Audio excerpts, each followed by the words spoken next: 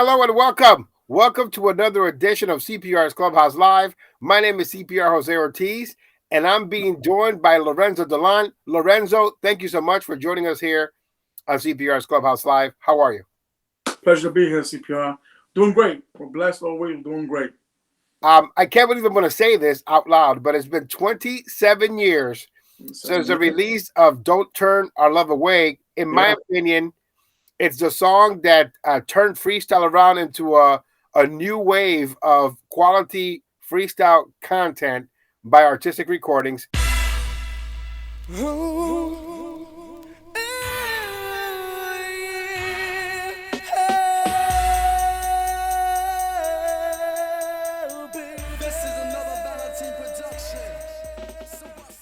How did you get connected with Artistik Recordings, Willie Valentine, and how did you get this song together? It all started back 1990, I would say 1992, 93. Me and a couple friends of mine, which I'm not sure everyone knows, Noel Rios, LD Ross, and Felix Colon from Boys in the Lab. Yes, we were working on a project in our friend's house in the Upper East Side. And lo and behold, Willie walks in, and George Anthony walked in. While we were recording and messing around in another friend of ours' studio in a room. And Willie was hanging out there for a bit, and he heard it, he liked it, and that's when we met the first day, 1992. Wow, that was my graduation year in high school. I can't believe that I'm actually saying that. So it's 30 years, of graduating from high school. I know that when Artistik Recordings got together with Tasmania, and the first project from Artistik Recordings was your song, Don't Turn Our Love Away. Right. It was a game changer because there was a lot of freestyle coming out, from Tasmania, from the New England area. Good stuff. But when you came along with Don't Turn Our Love Away, it was different because everyone stopped what they were doing and they questioned themselves. And they were like, are we doing the right thing here? It's because you changed the game in their eyes. There were so many people that were in search of your song, your twins record. I remember specifically Dr. Javi from Connecticut. I know that he and I spoke on your song. And he said, I'll give you a cassette remix of a song that he was working on. And you give me the Lorenzo D'Lan Don't Turn Our Love Away 12-inch record. And I'm like, that's not a good deal for me. I can't do that. But it especially here in New England, because I can speak for New England, it's just changed the game. Everybody had to go back into the studio and I guess go back to the drawing board after listening to Don't Turn Our Love Away in 1995. Yeah, I think it was definitely, we were at the tail end of that game for New York. So we just missed that little, the boat was just leaving the dock for freestyle in New York, but it was still hitting hard, like in Chicago, Springfield, like you said. Yes. And again, like you said, it was a different style. I think Willie definitely played a big part in it when it came to the production, of course, He kept it with his hip-hop flavored samples and beats, When LD Ross started, also he had more of the rhythmic pianos in it, and then Willie took it to another level with that. And with my vocals, I guess it just came out to be something very different. It was going to a different edge. Yes. Yeah, I definitely think that was it was heading on a different direction. Hopefully we caught something from what you tell me. We did catch a wave of some good sounds. And absolutely. I was looking at all the DJs that took to the song.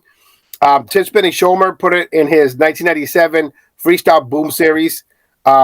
He put other songs of yours as well on the compilations. There's B96 mixes.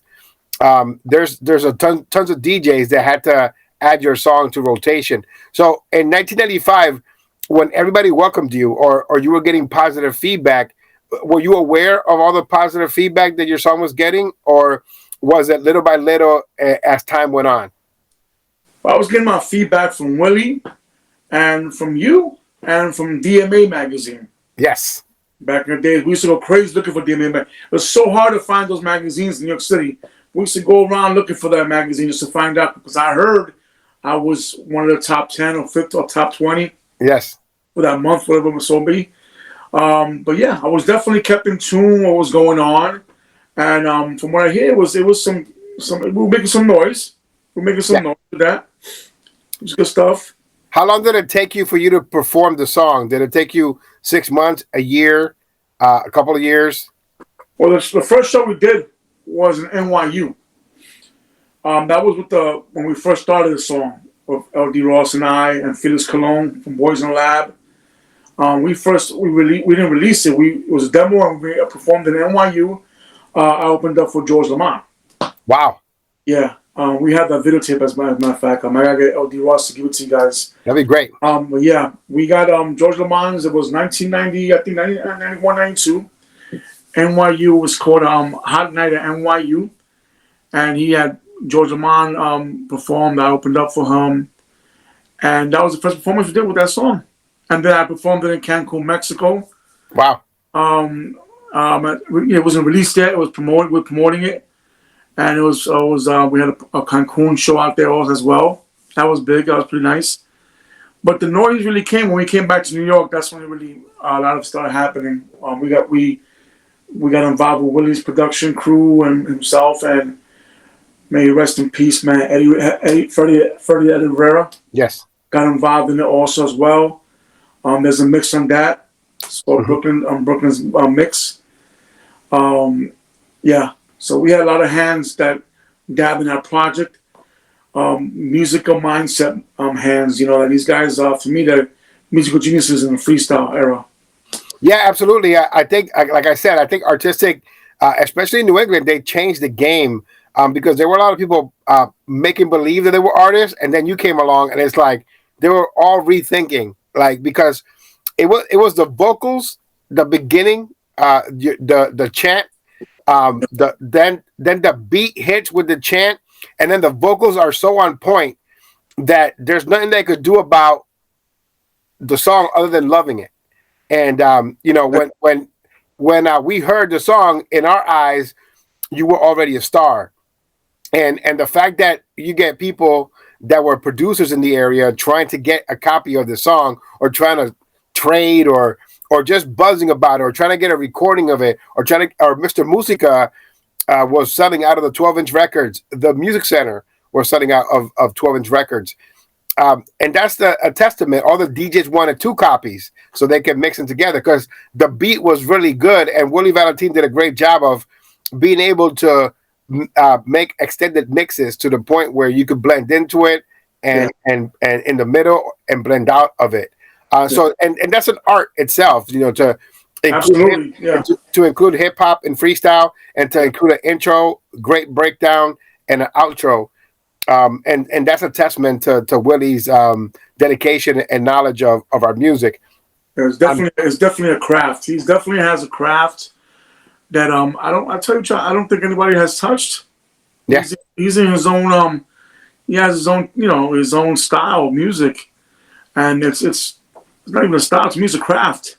Yes. And not to digress, but the other songs that you came out, I mean, every time that you came out with a song, it was Lorenzo D'Lan. Your voice carried the song. The production was amazing. We go to 1996, Freestyle Parade Volume 2, The Art of Dance, and then it was If You Were Mine. That was good, yeah.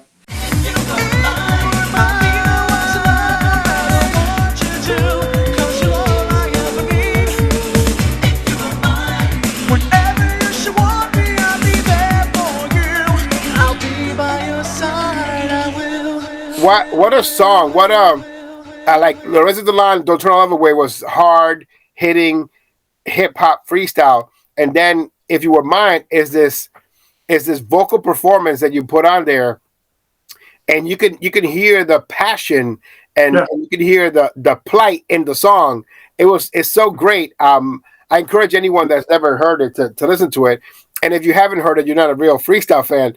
1996, If You Were Mine, Freestyle Parade Volume 2, If You Were Mine, Lorenzo D'Lan. How hard was it to hit those high notes on that second song? And that time it was pretty. It was good. It was pretty easy.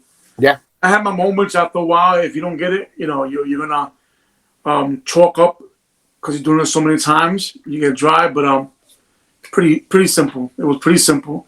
Yeah. And again, it was like anything I do, I put passion into it. I try to keep my passion. Always everything I do, I try to give my 100%. And Woody's the same way. And whoever I work with, whoever I'm with working, when it comes to music or anything in life, they gotta give it their all. If not, I won't. I can't feel what's going on. There's also a hidden gem in 1997's Freestyle Parade Volume 3, which was With All My Heart. And again, it's one of those things where you start, is your vocals that sells the song. It doesn't matter what the production is. When you hear you're singing, you just appreciate it. And it went in a different poppy direction, but the way that you sounded, it sounded like it belonged on commercial radio, and it belonged to be played everywhere. And it was a shift in the production style of Artistik Recordings, because it still had the hard production, but it also had that poppy Edwin Ramos style of production. And I remember you going to Connecticut to record this in the studio. Yeah.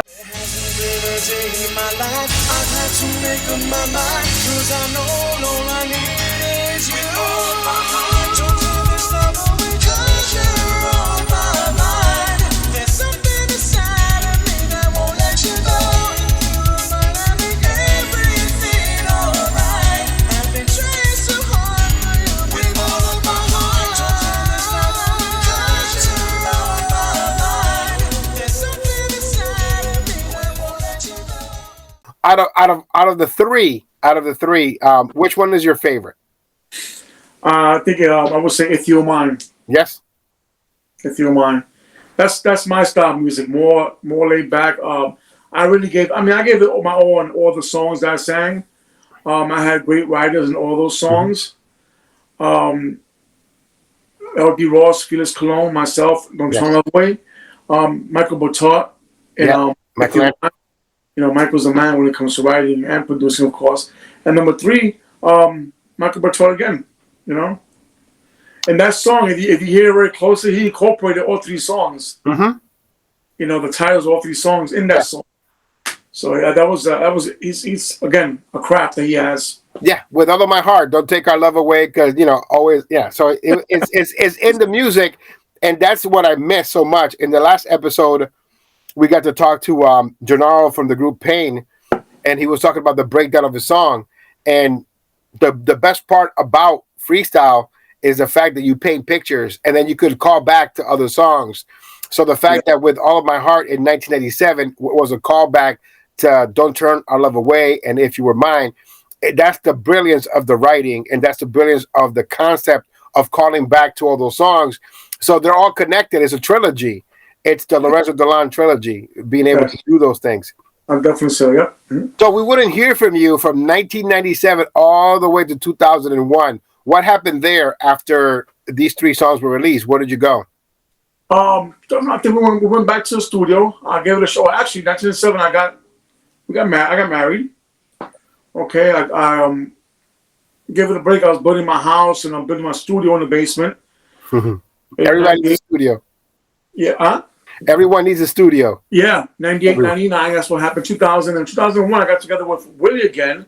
He was doing a Freestyle Parade volume. Yes. And I think Freeze wrote the other song, which is Always and Forever.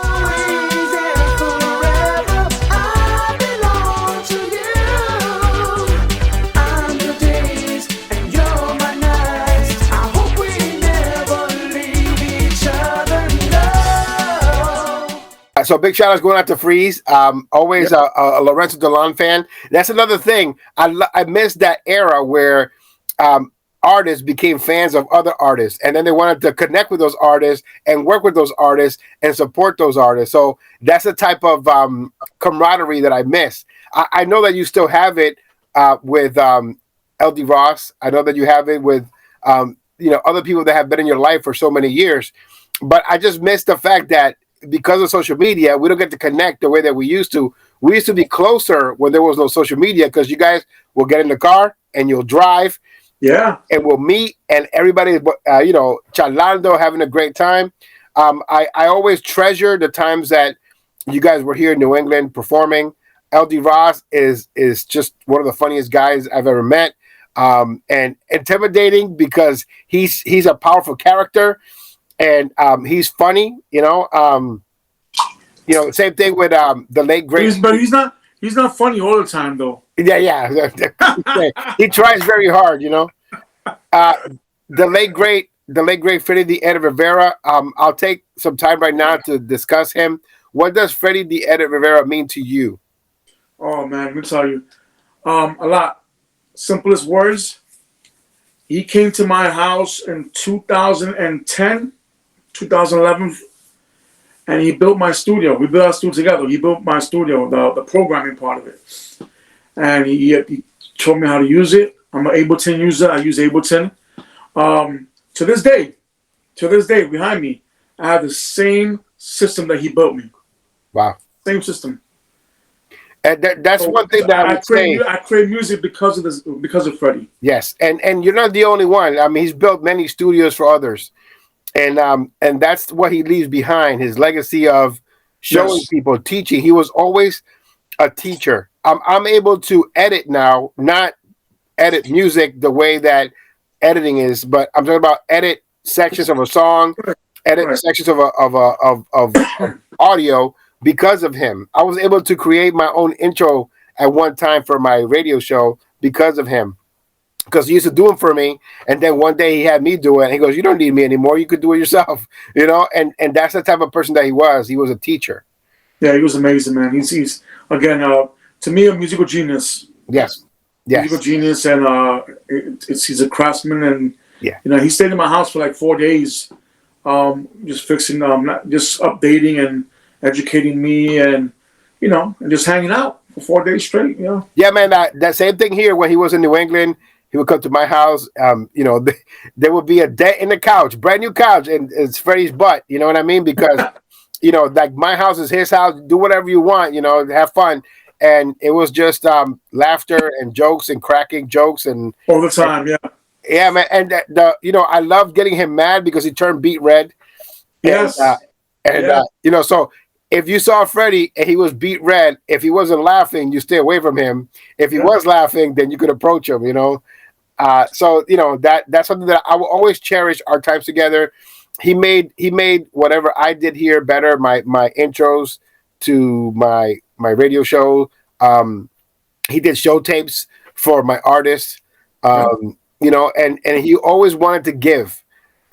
He gave more than he received, I think, and that's one thing that I can say about him. He was always very generous.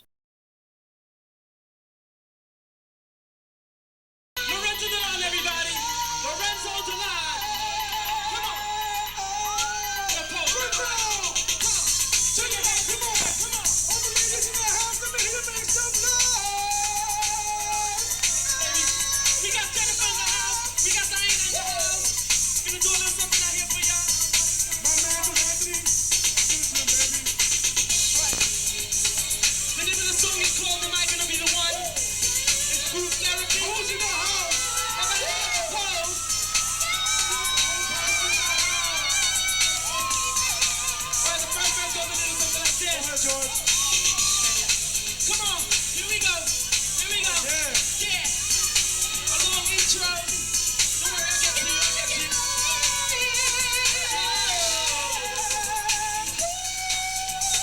First verse, and you know, George. Can you promise me that our love will last forever? Can you promise me that our love will never die?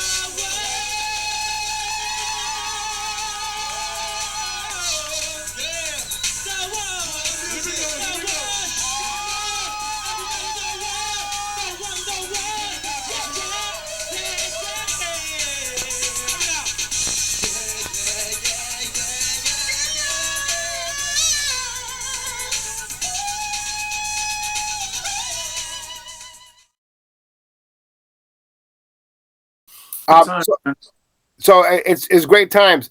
I want people to understand the importance of Lorenzo D'Lan, because in 1995, you changed the game. Whether people want to admit it or not, when Artistik was introduced and somebody popped in that Lorenzo D'Lan, Don't Turn Our Love Away, everybody's styles changed, and they had to change. They went from the beats being a little bit dry, or the beats being a little mechanical and kind of pretty or whatever, to like, we got to do hardcore stuff. So you saw other people doing hardcore stuff, hardcore beats, breaks, outros, trying to get their vocals on point. And I think that you were the catalyst for that. I think that Don't Turn Love Away was the catalyst for that, because you inspired a lot of other artists to follow suit. Like, if my vocals can't sound like Lorenzo's, then I shouldn't be doing this. And you didn't come back until 2017. It's that long, huh? Yeah, man. About 5 years ago, you released So Tell Me. So you took a long hiatus. Were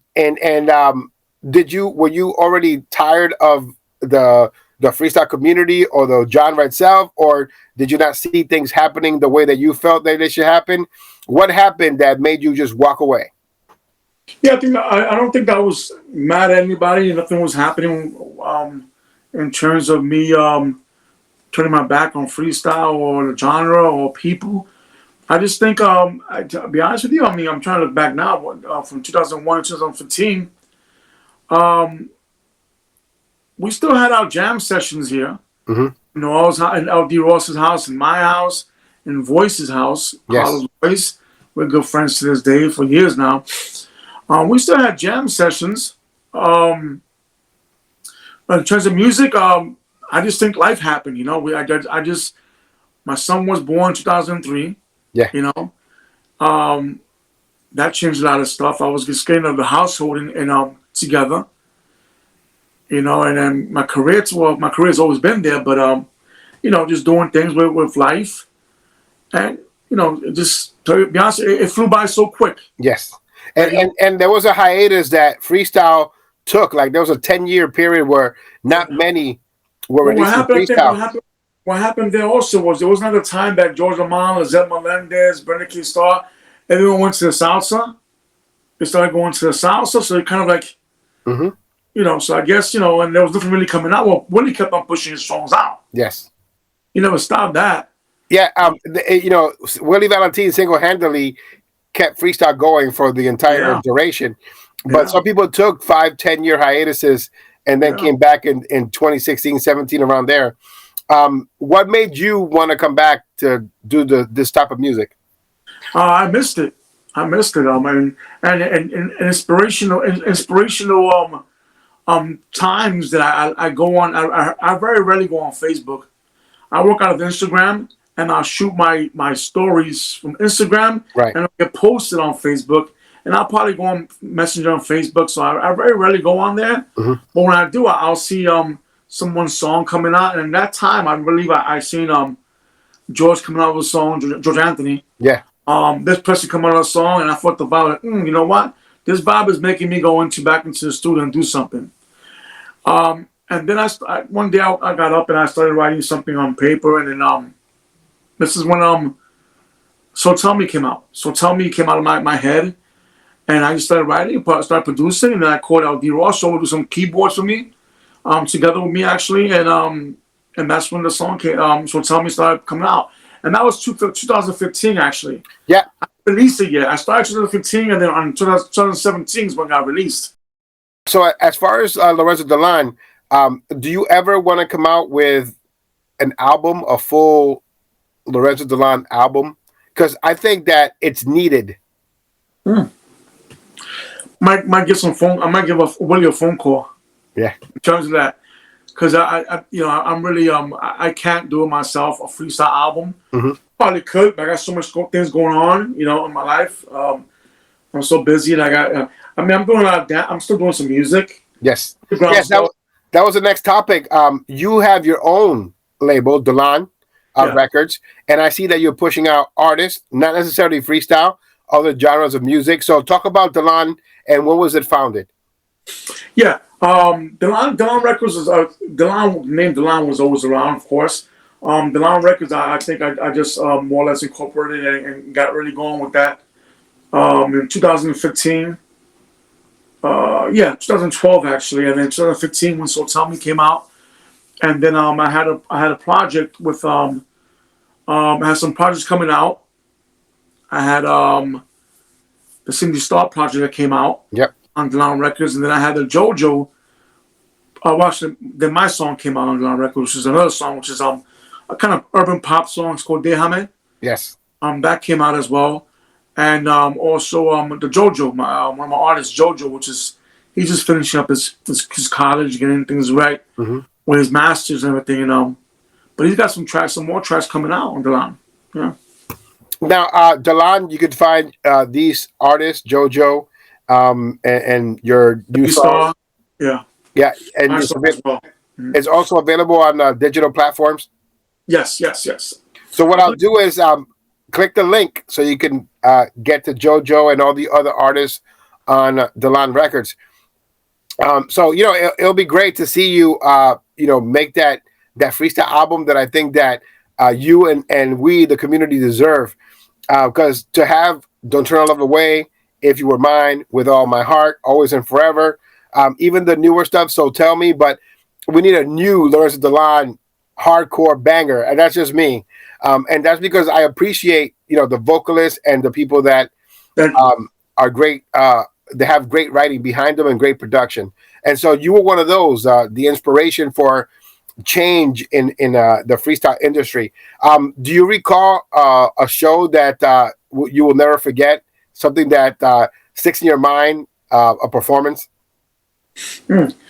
Well, definitely the Cancun, Mexico show that I have, one of the first ones I performed on Don't Away. That was definitely an incredible show that we had out there.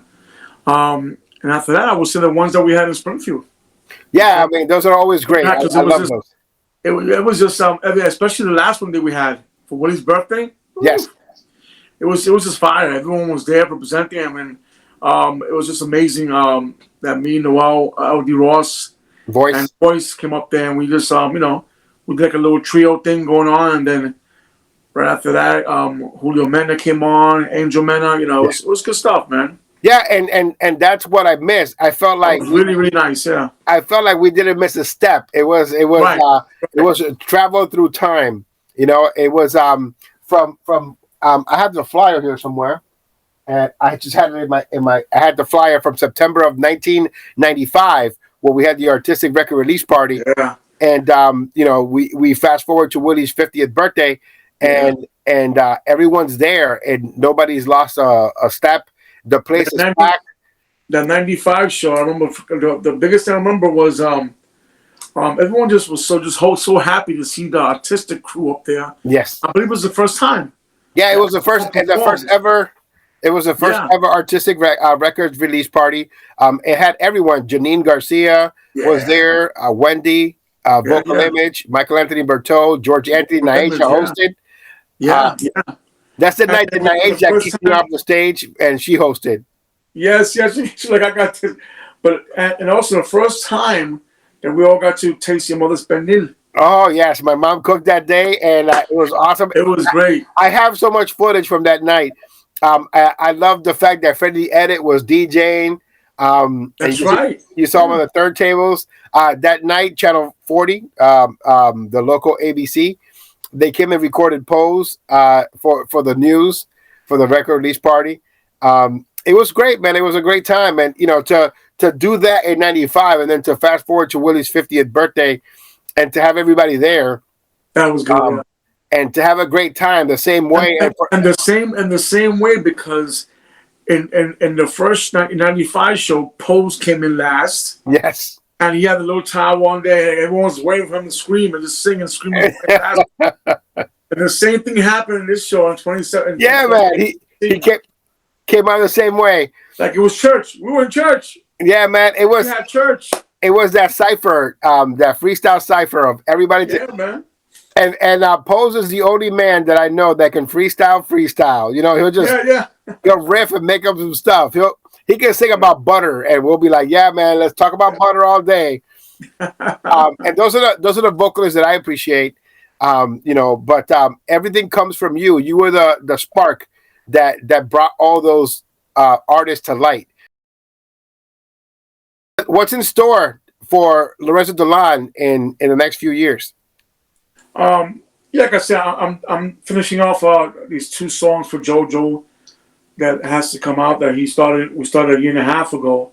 It's definitely a pop urban stuff that we're doing with him. I got some other tracks coming out actually then this month in March. That's underground European dance stuff. Nice. In terms of me singing, not sure. That's in the maybe I might just like I said, give Willie a call and see what we can. I think if me and Willie's mind get together now, and we're stress free, and we block a 12-hour or 15-hour session in the studio, we're gonna have some good things coming out of the lab that day. I just feel it. The best part is that technology has changed and things are a bit easier, so it isn't like you have to go get a Tascam, the little cassette thing, and you can only record an hour, and this beat is over here, this sample's over here. Yeah. You get the 4-track and all that stuff. Now everything's on the computer, and I can sound vocals from my studio. Yeah. And he can just bounce it back and forth, and we can do so much. But it's always good to be in a room together, and just take it easy. Hits, I always say when hits are made, when we're taking our time, we don't book a 3-hour session. Just leave it unlimited. Whatever comes out of your head comes out of your head. I've had great songs come out of here, underground songs that we're just hanging here, and we're having a couple of drinks, smoke a cigar, and we'll get up and we'll do this, and it just comes about. It's a vibe. Yeah. So that's how great songs come out. Yeah. And it's sad to say, everyone has a budget nowadays. It's tough because you do have to block time out. You got to pay for it, but, you got to do the work at home first, vibe with it at home and then dump it somewhere. Yeah. Before we go, any advice that you want to give anyone that's up and coming when it comes to, how to be an artist in the industry? There's so many pointers, man, we can give out, but the best one that's always reoccurring in everyone's mind will be just follow your dreams. Follow your dreams, but do it with passion. Mm-hmm. Keep it up, but educate yourself. People think that this is something that you can just go ahead and do because we have the technology at our fingertips, and you could do it. They have beat making devices on your phone app. Right. You can buy a little Akai mixer and you can do stuff, and you can create a song and sing through it, and you think you're a star. Maybe you are, but before you decide that you're a star, sit back, look at what's going on around you, and look at the other artists, and see what you're missing, what they got, and what you're missing. Right. Follow a George Anthony, follow a Willie Valentini or Jay Adams, and I'm probably missing a whole bunch of people. Yeah. But sit back, look at what they're doing, and learn from their expertise because we've been in the game for 35 years. Yeah, man, that's a long time. That's a lot of expertise and a lot of knowledge. The same type of knowledge that Freddie, the editor Rivera, like to pass along, and that's why I ask you, because there are people that still admire you 27 years later and your work. Thank you. And so it's good to hear from your heroes. because not everything should be negative, right? There's some Right. positivity in this world. Yeah. And so I thought, oh man, I have to get in contact with Lorenzo because, I want to hear his story. So any shout outs before we go? Oh man, we got a lot of shout outs, man. I mean, I'll forget names, man, but I always give a shout out to Willie, LD Ross, Felix Colon from Boys and Lab. Ozzy's back in the game. My boy Ozzy. Alvarado, he's getting his stuff back together. He's doing some music right now as we speak. All the guys are doing it big. Jay Adams, man, he's doing some good stuff. Yes. George Anthony's always doing his thing. I get tired of seeing him so many times on Facebook, right? The George Anthony hour. He's there. Like, yeah. But it's But good for it's a great thing for people to know where the inspiration comes from and give the respect to the artists that paved the way for the ones that are doing it now. And so you definitely opened doors and talked about quality and changed the game. You are definitely an unsung hero, along with Willie and Michael Anthony, LD Ross, Freddie the Rivera, all these people that put their heart and soul on this 1995 release of Don't Turn Our Love Away. Everybody has their bits and pieces of their heart and soul into that song. Yeah, I believe so, man. And also the people who are keeping the game alive, it's tough, man. I see it. I see it a lot. I mean, I'm not in it like that. I don't pay too much mind to it because there's a lot of drama going on. It don't bother me because I'm not around it. But I hear things and I see. I'm like, oh wow, that's crazy. Mm-hmm. But to yourself, and I think to Willie and to Jay, and George Anthony, of course, you guys are keeping it alive. 35 years, 40 years. You keep it going. You haven't switched. You haven't skipped the beat. So every week, 6 to 10 hours of freestyle production, because we want to keep the genre going, and you never know what can spark from one of these songs and what can happen. And I have a passion for it. I love it. And again, it goes back to my love for Artistik Recordings. Yes, man, I'm an artistic guy because I had the opportunity to go to school at Artistik U. You know what I mean? And I got to do shows. I got to, see the artists perform, and I got spoiled with quality. You get spoiled with quality, and then that's all you want. You don't want anything else. You don't want anything else to sound bad. You don't want a key to be off. You don't want a beat to be bad. And that's what created some of what CPR says on the radio and on social media. But it all comes from the love of good quality freestyle content. And Lorenzo Delon's "Don't Turn Our Love Away" is just that catalyst that just changed the game. Thank you. So, Lorenzo, thank you so much for catching up with us. I do hope that you connect with friends, and I do hope that you connect with the family, with the family, Artistik Family, Michael Anthony Bertot, Willie Valentine, LD Ross, just everyone get together and create magic again, artistic reunion of sorts, where we can celebrate for another 30 years. Yeah, I think I'm gonna. Yeah, we're gonna be talking about that soon. I've been getting an itch lately for this. I mean, I'm doing music, as I said. I'm still doing music, but when it comes to the freestyle, I think one song won't hurt.